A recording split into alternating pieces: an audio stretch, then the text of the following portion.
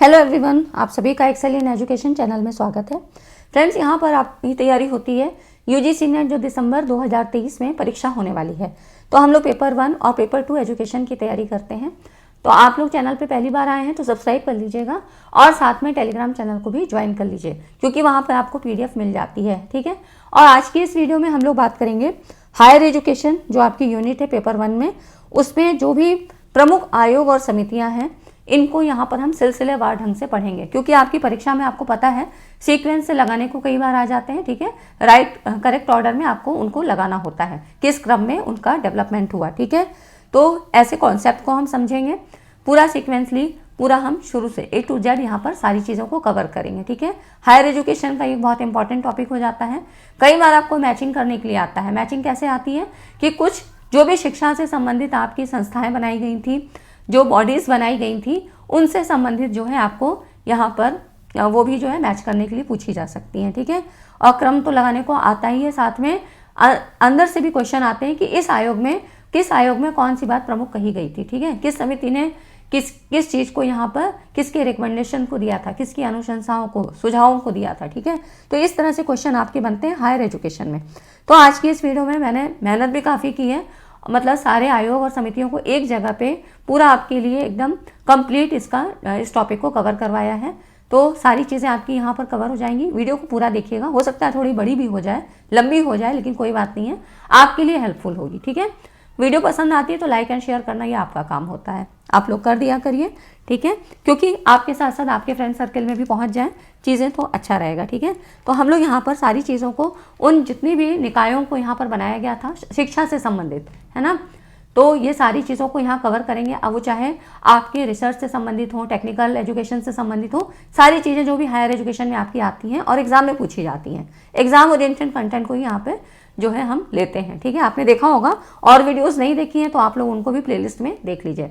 75 days plan करके series मिल जाएगी, और यूजीसी नेट पेपर 1 के लिए दोनों में ही आपको एग्जाम ओरिएंटेड कंटेंट वहाँ पे दिया हुआ है। ठीक है, तो चलिए स्टार्ट करते हैं। पहले थोड़ा सा PYQs को यहाँ पर देख लीजिए कि क्वेश्चन का पैटर्न किस तरह से पूछा जाता है। इसमें बात हो रही है उच्चतर शिक्षा तक पहुँच के अवसर विस्तारित करने के लिए distance education system, open university system की बात हो रही है। मुक्त विश्वविद्यालय प्रणाली का आरंभ करने की आवश्यकता है, निम्नलिखित में से किसके द्वारा उस पर बल दिया गया। ठीक है, ओपन यूनिवर्सिटी की बात हो रही है ना, आपने पढ़ा है मुक्त और दूरस्थ शिक्षा, open university and distance learning program, है ना, तो इसके बारे में पढ़ा है। इसके लिए बात की थी यहाँ पर नेशनल पॉलिसी ऑफ एजुकेशन 1986 में इस चीज़ को कहा गया था। ठीक है, इस पर बल दिया गया था। तो इस तरह से क्वेश्चन आपके आते हैं, इनको चीज़ों को समझ लीजिए। अब इसमें कह रहा है कि of the following modality of higher education is the example of evolution in the post independence India. Post independence India में बात हो रही है कि उच्च शिक्षा के निम्नलिखित में किस प्रकार का उद्भव स्वतंत्रोत्तर भारत में हुआ पोस्ट इंडिपेंडेंस में। तो इसमें जो बात हुई थी ये आपकी डिस्टेंस एजुकेशन की बात हुई थी, है ना। इसमें यहाँ पर देख लीजिए डिस्टेंस एजुकेशन का यहाँ पे उद्भव हुआ था। ठीक है, अब इसमें देखिए ये उच्च शिक्षा के क्षेत्र में अभूतपूर्व शुरुआत थी। भारत में पत्राचार शिक्षा शुरू करने के पीछे का कारण क्या था, उस समय जो उसमें शिक्षा मंत्री थे श्री KL श्रीमाली, इनके द्वारा प्रदान किया गया था। ठीक है, और यहाँ पर सर्वप्रथम दिल्ली विश्वविद्यालय में पत्राचार पाठ्यक्रम शुरू किया गया था, है ना। तो यहाँ पर जो शुरुआत हुई थी किसमें हुई थी, तो यहाँ पे ये हुई थी दिल्ली यूनिवर्सिटी में कॉरेस्पॉन्डेंस कोर्स की पत्राचार शिक्षा दिल्ली यूनिवर्सिटी में हुई थी। बाद में कोठारी आयोग ये कब आया था 1964-66 में, और नई शिक्षा ने डिस्टेंस एजुकेशन पर जोर दिया था। BR अम्बेडकर मुक्त विश्वविद्यालय, है ना, डॉक्टर BR अम्बेडकर मुक्त विश्वविद्यालय, ये क्या था आपका, यहाँ पर ओपन यूनिवर्सिटी थी हैदराबाद में, 1982 में स्टार्ट किया, और इग्नू सभी को पता है 1985 में प्रारंभ किया। ठीक है, तो ये इसका कुछ डिस्क्रिप्शन था जो कि आपको पता होना चाहिए। इस तरह से क्वेश्चन आपके पूछे जाते हैं। ठीक है, अब देखिए यहाँ पर क्वेश्चन कह रहा है भारत का भाग्य उसकी कक्षाओं में निर्मित हो रहा है। तो ये कथन किस में कहा गया था, ये आपका कहा गया था एजुकेशन कमीशन, शिक्षा आयोग में कहा गया था, 1964 में आया था, है ना। तो इसमें ये चीज़ बात कही गई थी। ठीक है, तो इस तरह से क्वेश्चन आते हैं। अब इसका मतलब है कि आपको ये सारी चीज़ें पता होनी चाहिए कि किस आयोग में, किस समिति में क्या क्या चीज़ों पर प्रमुख रिकमेंडेशन दी गई थी। ठीक है, तो आज हम ये सारी चीज़ों को देख लेते हैं। और देखिए सबसे ज़्यादा जो प्रमुख परिषद थे ये मतलब आपके भारत सरकार के द्वारा, मतलब अब जिनको हम मिनिस्ट्री ऑफ एजुकेशन कहते हैं, इनके द्वारा वैज्ञानिक और तकनीकी उच्च शिक्षा और शैक्षिक अनुसंधानों का नियोजन और विकास करने के लिए, समझ रहे हैं, मतलब यहाँ पर उनको डेवलपमेंट और उनके एक्रेडिटेशन के लिए, तो इस तरह से नियोजन और विकास करने के लिए परिषदों का कुछ गठन किया गया था। कुछ परिषदें ये आपके रिसर्च से संबंधित है, ठीक है, साइंस और टेक की बात हो या सोशल स्टडीज़ की बात हो, तो उनसे संबंधित ये जितने भी अनुसंधान परिषद हैं इनके बारे में बात है। इनके फुल फॉर्म के माध्यम से आपसे पूछा जाता है और कई बार पूछा गया है, मैचिंग के लिए यहाँ से क्वेश्चन आए थे, ठीक है। तो जैसे कि यहाँ पर दे रखा है भारतीय सामाजिक विज्ञान अनुसंधान परिषद, Indian council for social science research, ICSSR, ठीक है, ऐसे ये फुल फॉर्म दे दिया था और दूसरी तरफ दूसरे कॉलम में आपको मैच करना था। तो इसका फुल फॉर्म है Indian council for social science research. ये क्या है, मिनिस्ट्री ऑफ एजुकेशन के द्वारा चलाई गई जो है यहाँ पर संस्थाएं हैं और किसके किसके लिए है, तो ये आपकी सोशल साइंस के लिए है, ठीक है, सोशल साइंस रिसर्च के लिए।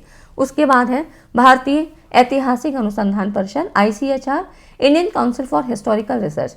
बस इंडियन काउंसिल आपको सब में लगा देना है और बाकी HR मतलब हिस्टोरिकल रिसर्च। उसके बाद ICPR हो जाएगा इसी तरह से। ये किसके लिए, फिलोसॉफिकल रिसर्च के लिए, इंडियन काउंसिल फॉर फिलोसॉफिकल दार्शनिक अनुसंधान परिषद।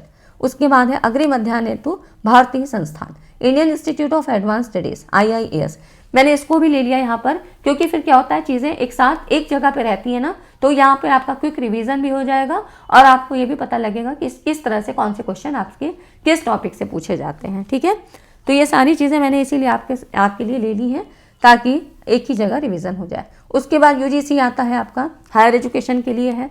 सभी को पता है कि नए नए पोर्टल इसमें लॉन्च किए गए हैं, वो आप सभी को करंट अफेयर में मैंने बता दिए हैं ना, POP, उत्साह, है ना, ये सारी चीज़ें आपकी UGC के अंतर्गत आ रही हैं। UGC भारत में क्या है, हायर एजुकेशन के लिए है, ठीक है। विश्वविद्यालयों के लिए ये क्या करता है, गाइडलाइंस को तैयार करता है और फंडिंग देता है, ठीक है।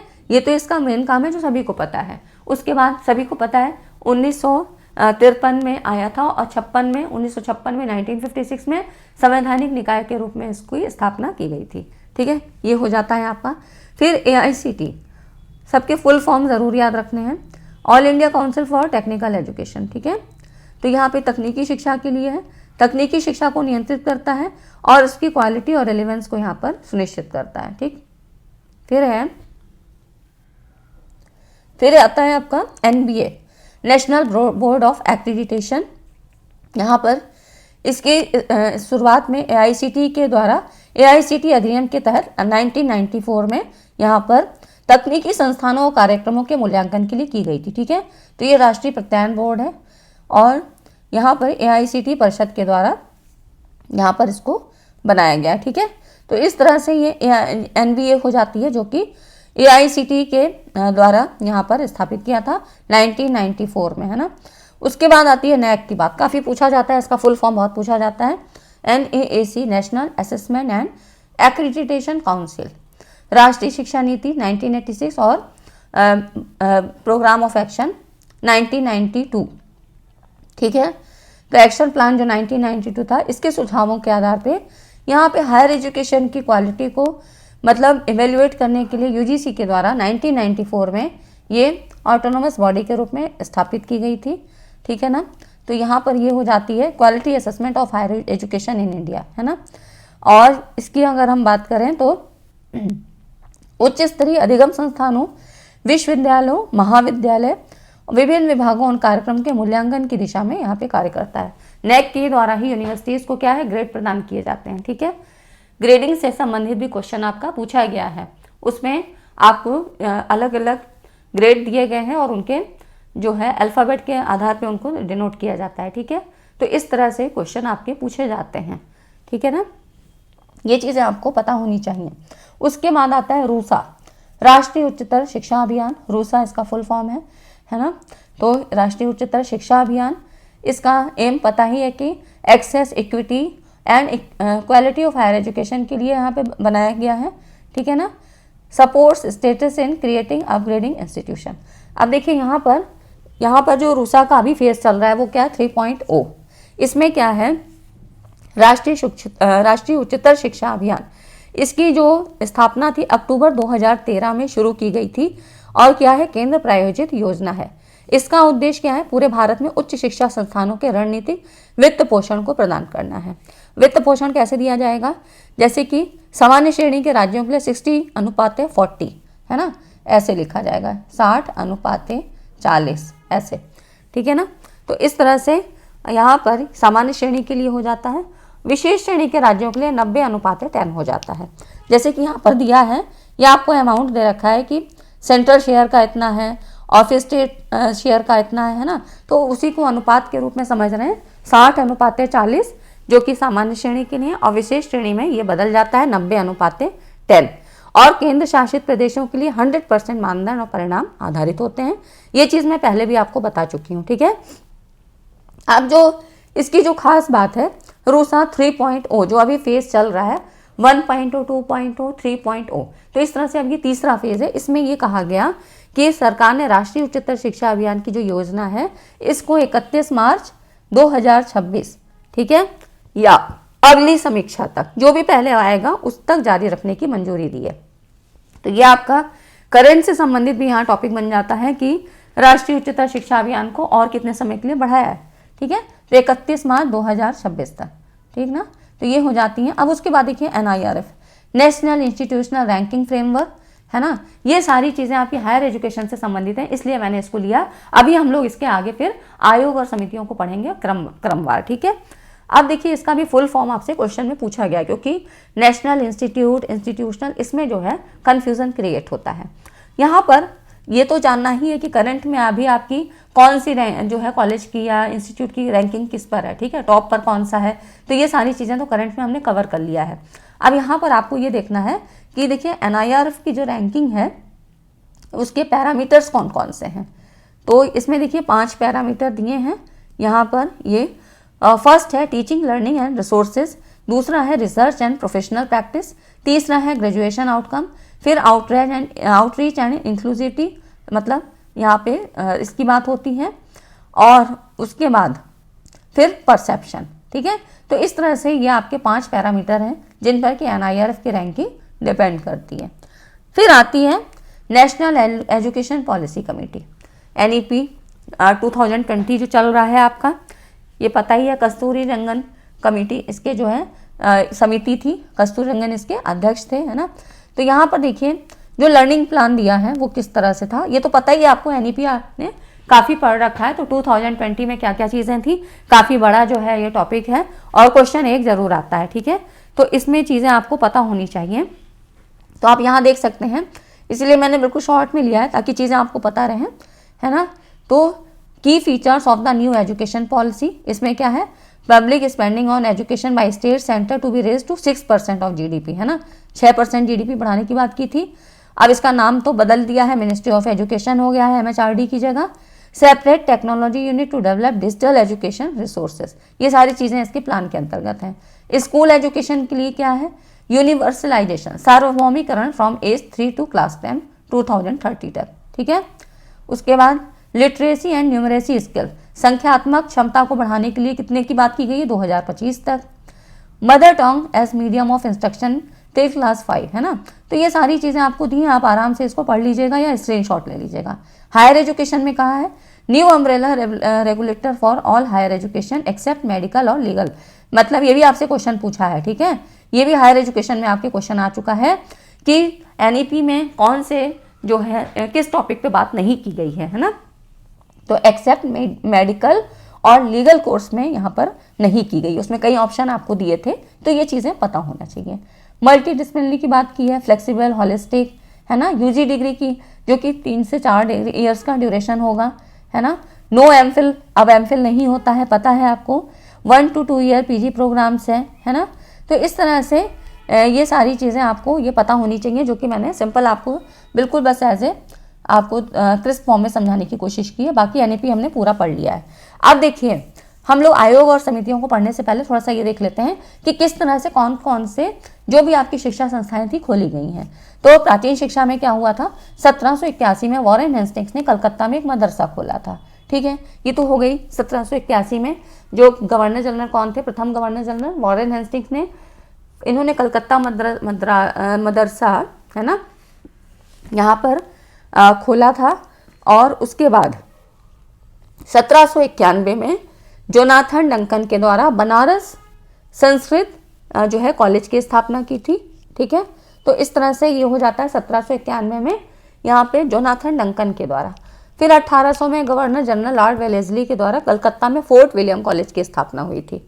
ठीक है ना, तो इस तरह से ये कुछ चीज़ें थी जो आपकी यहाँ पे शिक्षा से संबंधित थी और किस तरह से इनका डेवलपमेंट हुआ। उसके बाद जो सबसे ज़्यादा क्वेश्चन ये भी पूछा जाता है, father of modern education in India को कौन थे जिनको हम father of modern education in India के नाम से जानते हैं, तो ये थे चार्ल्स ग्रांट। इनके शैक्षिक प्रयास क्या थे, इन्होंने 1792 में, अब देखिए क्रम से है सारी चीज़ें, 1781, 91, अब 92 है ना, 1800 में फिर क्या हुआ था, फोर्ट विलियम कॉलेज की स्थापना हो गई थी। ठीक है, तो अब 1792 में क्या हुआ, पंचवर्षीय योजना पंचसूत्री योजना प्रस्तुत की गई थी। इसमें भारत में विद्यालयों की स्थापना है ना, विद्यालयों की बात हुई, अंग्रेजी माध्यम से शिक्षा, अंग्रेजी साहित्य की शिक्षा, पाश्चात्य ज्ञान विज्ञान का प्रसार और ईसाई धर्म के प्रचार की आवश्यकता पर बल दिया। तो इन्हीं को कहा गया father of modern education in India. English में भी यहाँ पर देख सकते हैं, सारी स्लाइडें आपको हिंदी इंग्लिश दोनों में मिल जाएंगी, है ना। तो ये हो गया आपका चार्ल्स ग्रांट के शैक्षिक प्रयास। फिर 1813 में क्या आता है, चार्टर अधिनियम आता है। 1800 में आपका कॉलेज बन गया फोर्ट विलियम कॉलेज। फिर 1813 में चार्टर अधिनियम आया जिसकी धारा क्या थी, 43। ठीक है ना। अब यहाँ पर इसमें क्या क्या कहा गया था, जो खास बात इसकी थी, प्रतिवर्ष कम से कम 1 लाख रुपए भारत के विद्वान निवासियों के, जो भी वहाँ के विद्वान थे, उनके उत्साहवर्धन और साहित्य के विकास, विज्ञान संबंधी ज्ञान के प्रारंभ व प्रवर्धन के लिए यहाँ पर खर्च किए जाए। तो 1 लाख रुपए जितने भी जो भारतीय विद्वान थे उनके लिए बताया गया। ठीक है, 1813 का चार्टर अधिनियम ये कहता है। फिर आया 1823 में जनता संबंधी सामान्य समिति निर्देश। इसमें क्या हुआ, इन्होंने शिक्षा के लिए निर्धारित धनराशि खर्च करने का दायित्व इनको सौंपा गया। ठीक है, तो जो भी धनराशि थी वो इसके द्वारा, इस समिति के द्वारा खर्च की गई। 1834 में क्या था, एल्फिन इंस्टीट्यूट यहाँ पर बना था और लॉर्ड मैकाले भी इस समय आ गया था 1834 में। ठीक है, इतनी चीज़ें आपको समझ में आई। अब कभी क्रम से लगाने को आए तो आपको कुछ चीज़ें याद रहेंगी। 1835 में एल्फिन कॉलेज बना। अब इसी समय क्या हुआ, मैकलरी का मैकाले मिनट आया, है ना। अब लॉर्ड मैकाले ने 1835 में अपना विवरण पत्र दिया जिसको मैकालेस मिनट कहा गया। मुद्रास्फीति का सिद्धांत, है ना, यहाँ पे देखते हैं इन्फ्लेशन थ्योरी। तो इसमें इन्होंने क्या कहा, इसमें इन्होंने तर्क ये दिया कि 1 लाख रुपए की धनराशि कैसे खर्च करनी है। साहित्य से तात्पर्य अरबी, फारसी, संस्कृत से ही नहीं बल्कि अंग्रेजी साहित्य को भी शामिल किया जाए। एक तो इन्होंने ये चीज़ कही। ठीक है, फिर इन्होंने ये तर्क दिया कि अपने सीमित साधनों में हमारे लिए असंभव है कि जन सामान्य को शिक्षा देने का प्रयास करें। तो वर्तमान में हमें अपने प्रयास एक ऐसे वर्ग को बनाने में करना चाहिए जो हमारे लिए काम करें। तभी तो इन्होंने अंग्रेजी शिक्षा को भी यहाँ पर रखने की बात की, है ना। तो खाली अरबी, फारसी और संस्कृत की बात ना करके इन्होंने कहा अंग्रेजी साहित्य को भी यहाँ पर शामिल किया जाए। शासित लाखों लोगों के बीच दुभाषियों का काम कर सकें, मतलब उनको दोनों चीज़ का नॉलेज हो, जो रंग रूप में तो भारतीय हो परंतु रुचि, विचार, आदर्श तथा बुद्धि में अंग्रेज हो। तो हम देशी भाषाओं के परिष्कृत करने और पाश्चात्य जो भी आपकी वेस्टर्न टर्मिनोलॉजी है इनके वैज्ञानिक पदों से संबंधित करने और विशाल जनसंख्या तक पहुंच जो है अपनी हम पहुंच बढ़ा सकते हैं। ठीक है, तो ऐसा इन्होंने तर्क दिया, बहुत ही इसका जो है शार्प माइंड था, है ना। तो मैकाले ने ऐसा कहा कि हम अपना काम भी करा लेंगे, अंग्रेजी शिक्षा का प्रसार भी हो जाएगा और ये भारतीय हमारा काम करेंगे। ठीक है ना, इतनी चीज़ें हो गई।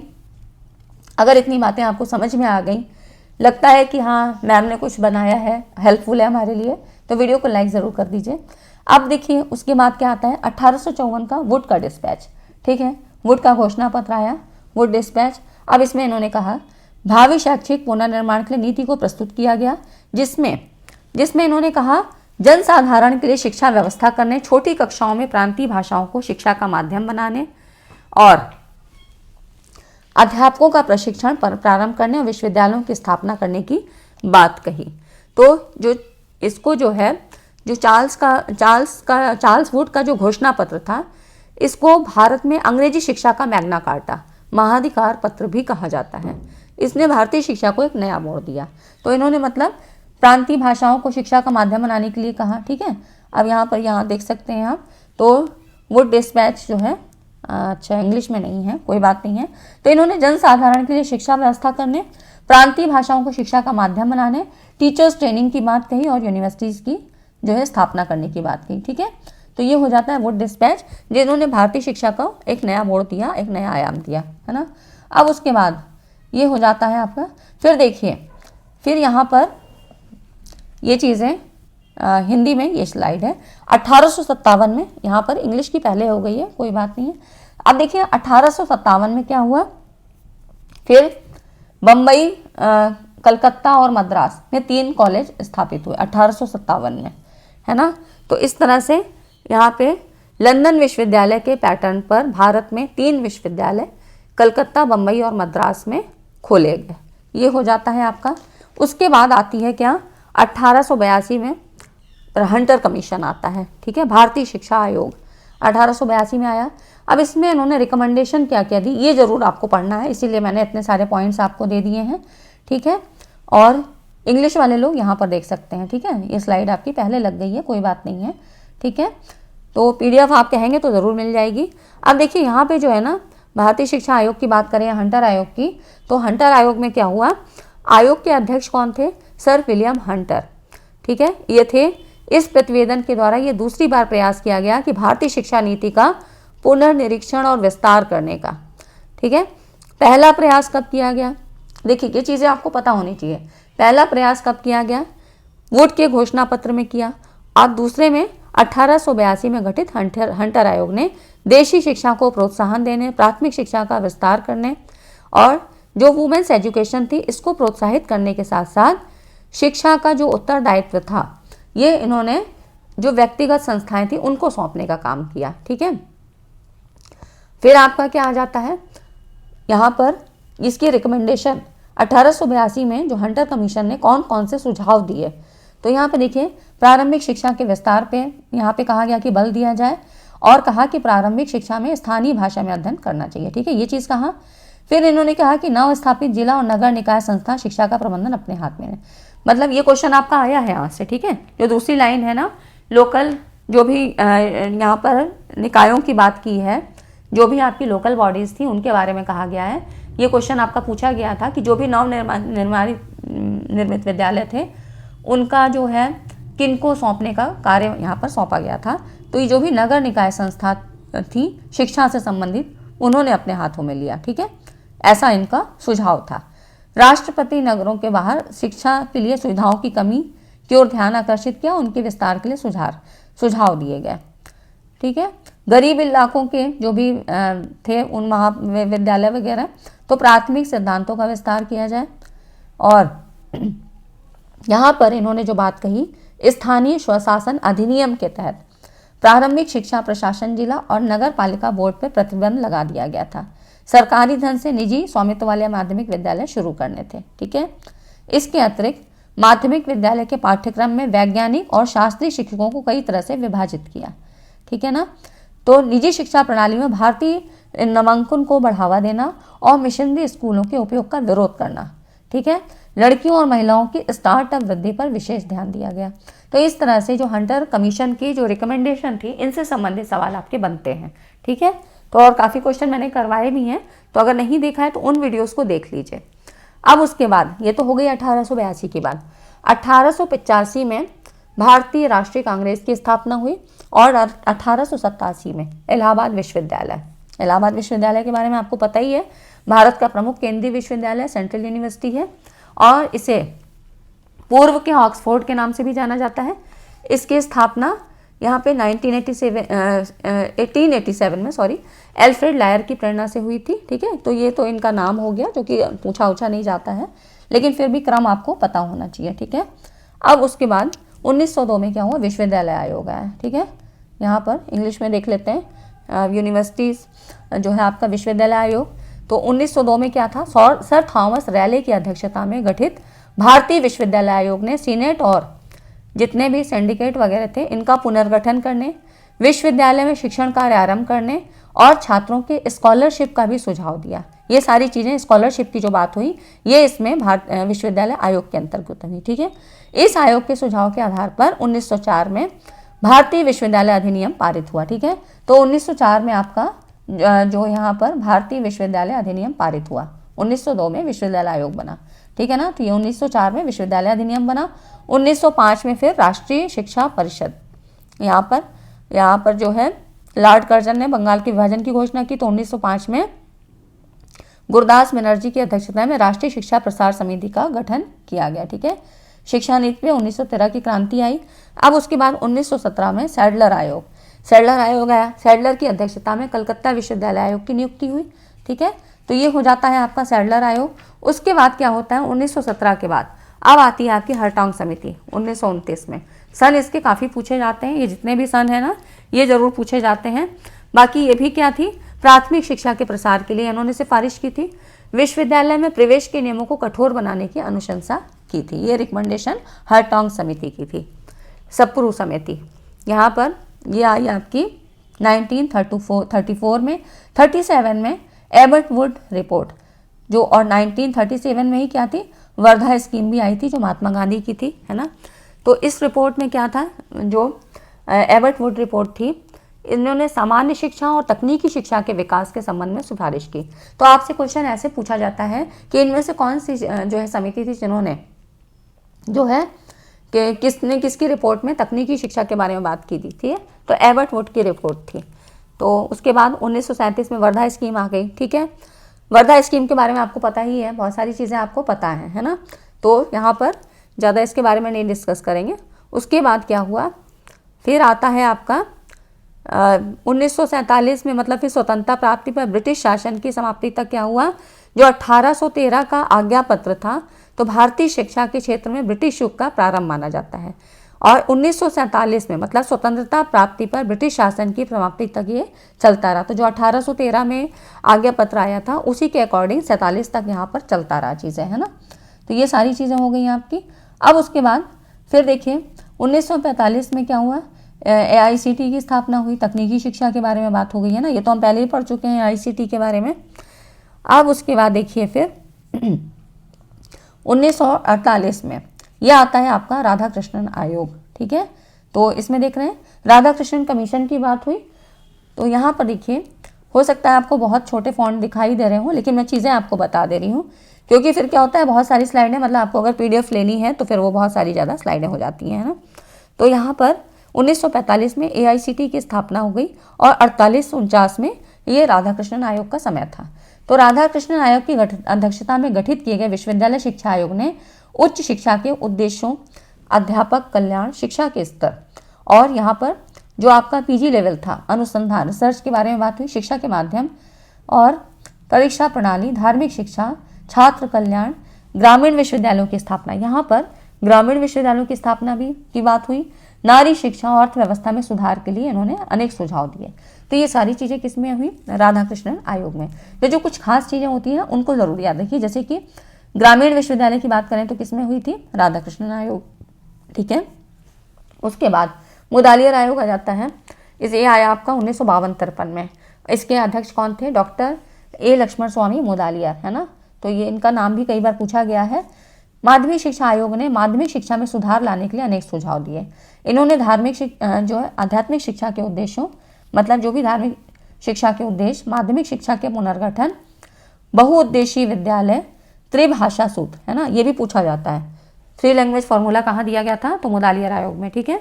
त्रिभाषा सूत्र का पाठ्यक्रम, पाठ्य पुस्तक, परीक्षा प्रणाली, अध्यापकों की सेवा शर्तें, है ना, निरीक्षण, न्यूनतम कार्य दिवस, है ना, यहाँ पर इसकी भी बात हुई। इनसे संबंधित सिफारिशें यहाँ पर जो है की थी, है ना।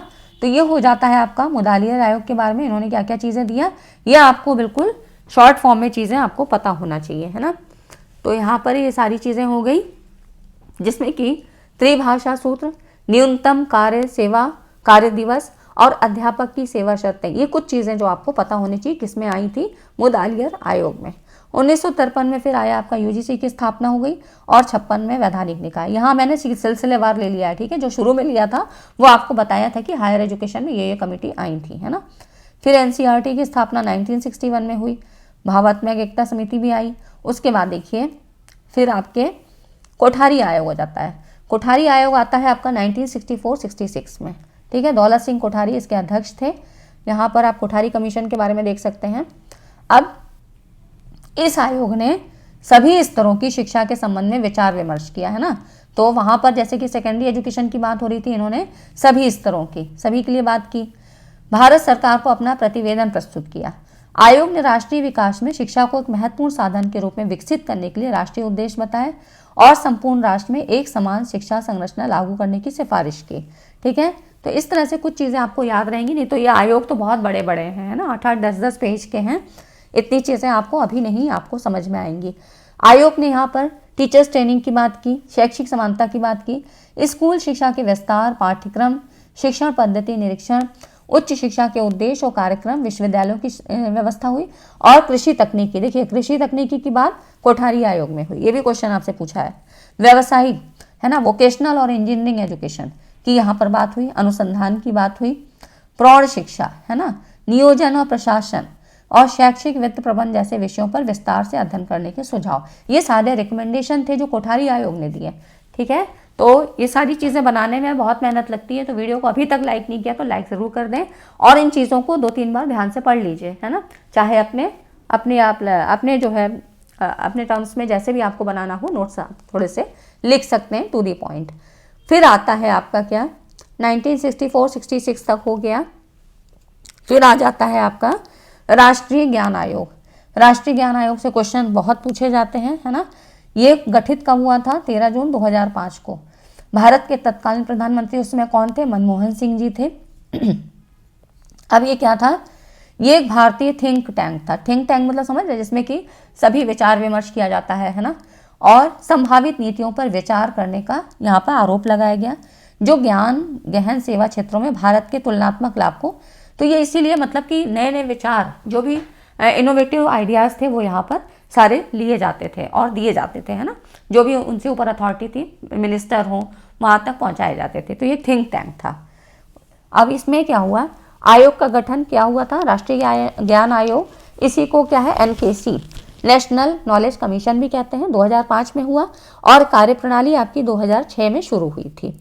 2007 में, ठीक है, सैम पित्रोदा समिति बने, क्योंकि जो इसके चेयरमैन थे वो कौन थे, श्री सैम पित्रोदा जी थे। ये भी क्वेश्चन आपका पूछा गया है ना, कि राष्ट्रीय ज्ञान आयोग के अध्यक्ष कौन थे, तो सैम पित्रोदा जी थे। और इन्होंने 2005 से 2009 तक अध्यक्ष के रूप में कार्य किया, जो देश में ज्ञान से संबंधित संस्थानों, बुनियादी ढांचे में सुधार के लिए यहाँ पर काम करती है और भारत के प्रधानमंत्री की उच्च स्तरीय सलाहकार संस्था है ना। तो यहाँ पर ये जो है अपने जो भी प्राइम मिनिस्टर हैं उनको यहाँ पर सजेस्ट करती है चीज़ों को। ठीक है, तो ये हो जाती है आपकी राष्ट्रीय ज्ञान आयोग के बारे में बात। उसके बाद फिर कुछ शिक्षा नीतियाँ आई, 1968 में आई, आपको पता है। 76 में क्या हुआ, 1976 में शिक्षा को समवर्ती सूची में स्थानांतरित कर दिया गया। ये था आपका 42वां संविधान संशोधन था। 1986 में फिर NEP आई और अब क्या आई है, अब आपकी न्यू एजुकेशन पॉलिसी 2020 आ गई। तो इससे पहले 2 और शिक्षा नीति आ चुकी थी, है ना।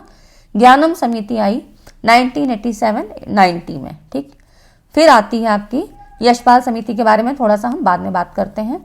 उसके पहले आप देखिए जो और समितियां थी किस तरह से क्रम में है ना, इनसे क्वेश्चन आपके आते हैं और इसकी स्लाइड इंग्लिश में भी है, तो आप यहाँ पर देख सकते हैं। अब देखिए यहाँ पे क्या हुआ, आचार्य नरेंद्र देव समिति, इसका जो गठन था 1952 में किया गया उत्तर प्रदेश सरकार के द्वारा और 1953 में इन्होंने अपनी रिपोर्ट प्रस्तुत की।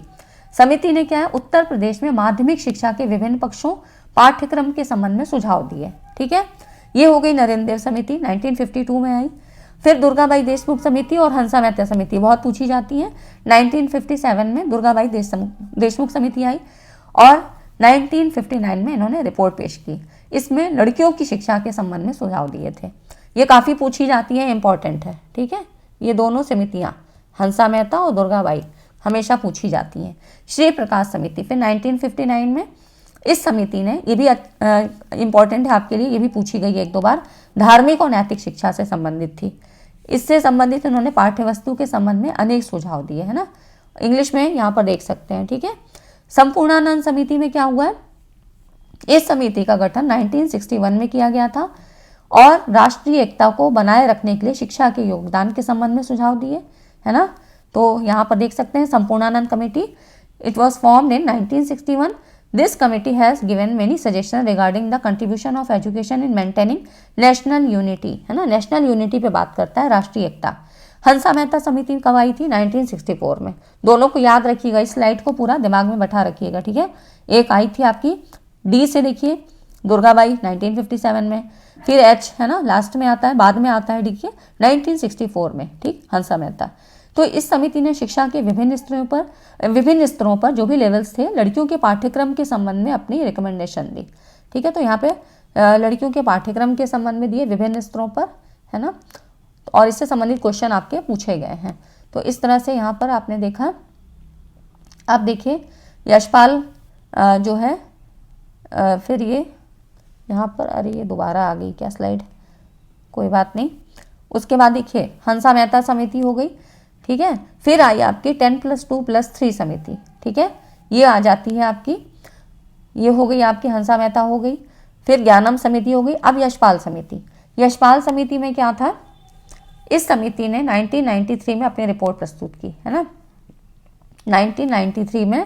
यहाँ पे 1992 में यशपाल जी की अध्यक्षता की मतलब नियुक्ति हुई थी, और इसमें 1993 में अपनी रिपोर्ट प्रस्तुत की। इसमें क्या कहा गया था, जो खास बात थी, लर्निंग विदाउट बर्डन, जिसमें स्कूली छात्रों के शैक्षिक बोध को अधिगम की गुणवत्ता बनाए रखने के लिए कम करने के सुझाव दिए थे, है ना। अब यहाँ पर ये हो गई, ये तो 1992 में आई थी, और 1993 में इन्होंने रिपोर्ट दी जिसमें इन्होंने कहा लर्निंग विदाउट बर्डन, कोई स्कूली बोझ नहीं होना चाहिए, बच्चों को लर्निंग ऐसे ही करवाइए। फिर यशपाल समिति 2008 में, फिर प्रोफेसर यशपाल की अध्यक्षता में नियुक्त इस समिति ने 2009 में अपनी रिपोर्ट में उच्च और तकनीकी शिक्षा को नूतन स्वरूप देने के लिए सुझाव दिया। तो ये जो समिति है ना, इसका 2 बार गठन हुआ था, ठीक है ना। तो यहाँ पर आप देख सकते हैं, ठीक है। तो इसमें से कुछ स्लाइडें दोबारा आ गई हैं, कोई बात नहीं है, ठीक। तो ये सारी चीज़ें हो गई आपकी, है ना, ठीक है। तो इतनी चीज़ें आपकी क्लियर हो गई है ना। तो आज की वीडियो यहीं तक है। यशपाल समिति को ज़रा अच्छे से पढ़िएगा, 2 बार इसका गठन हुआ था, है ना। इंग्लिश वाले लोग यहाँ पर देख सकते हैं, ठीक है। तो ठीक है फ्रेंड्स, आज की वीडियो अच्छी लगी, आपको लगता है यूज़फुल है, तो वीडियो को लाइक एंड शेयर ज़रूर कर दीजिए, ठीक है। और यह आपके लिए इम्पॉर्टेंट है, क्योंकि जब आप इस तरह से सिलसिलेवार चीज़ों को पढ़ते हैं ना, तो एक क्रम से चीज़ें याद रहती हैं, और इसी तरह के क्वेश्चन आपसे पूछे भी जाते हैं, जो मैंने, क्योंकि सारे क्वेश्चन आज नहीं कर सकते थे, क्योंकि आपको ये थ्योरी बतानी भी ज़रूरी थी, तो आज की इसमें हमने कुछ पैटर्न्स को लिया और आपको ये सारी चीज़ें सिलसिलेवार ढंग से समझा दी। तो वीडियो कैसी लगी? वीडियो लगता है हेल्पफुल है और आपके लिए इंपॉर्टेंट है, पसंद आई तो वीडियो को लाइक एंड शेयर करिएगा, ठीक है। अपने कमेंट्स बताइए। चलिए मिलते हैं अगली वीडियो में। Thanks for watching this video.